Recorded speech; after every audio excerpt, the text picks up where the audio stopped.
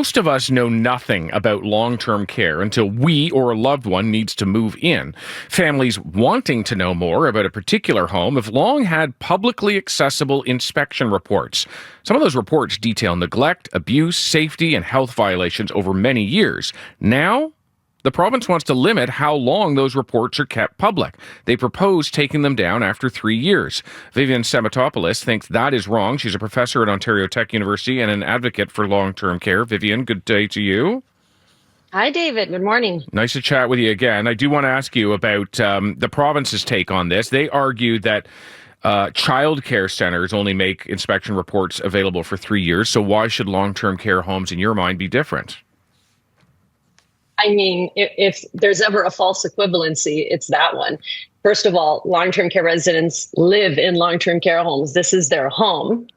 Children do not live in child care facilities. Furthermore, there are proper, patient to student, let's say, or, worker to child ratios in childcare where we still don't have that in long-term care. And furthermore, over 5,000 children did not die in childcare facilities like we saw happened in long-term care in Ontario alone. So you cannot compare these two things. This is a much different sector that is plagued by noncompliance and abuse that begets a full historical record to be provided to the public or to frankly be retained and kept where it is. Why is it important in your mind that you need historical information? Why is the most recent information about a long-term care home not the most relevant information? Well, I mean, their second justification, apart from making it similar to childcare facilities, keeping these documents up for 3 years, is that, the older homes inspection reports may not reflect the current home's compliance status. But they might. And the only way to know that is to keep the historical record open, because 3 years is not enough. And researchers like myself, who are in the midst of doing historical analysis of these very inspection reports, will now not be able to do that. You yourself with CBC Marketplace has done invaluable research. Journalists use these reports to do research to show overtime trends. Again, we won't be able to do that going forward. They say they will provide us a one-to-one, allowance, and we have to submit requests on a one-to-one basis to get these reports. I can tell you right now, I'm waiting on a response from the ministry dated February 15th, asking questions about these very inspection reports. And I haven't received a response. And I know other reporters who are waiting a year plus now for a response from the ministry.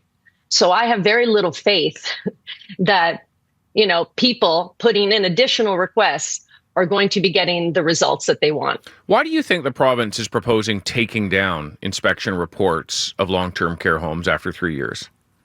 Well, listen, you always ask as a researcher, particularly as a sociologist, when a given policy comes out, who benefits? And it's very clear here that it's to shield the bad reputations of repeated bad actors in long-term care from having their records of noncompliance being made visible. Frankly, people like us, journalists, researchers, advocates, families, use these reports very frequently to demonstrate longstanding issues in the sector, to further reiterate the claims for systemic change required.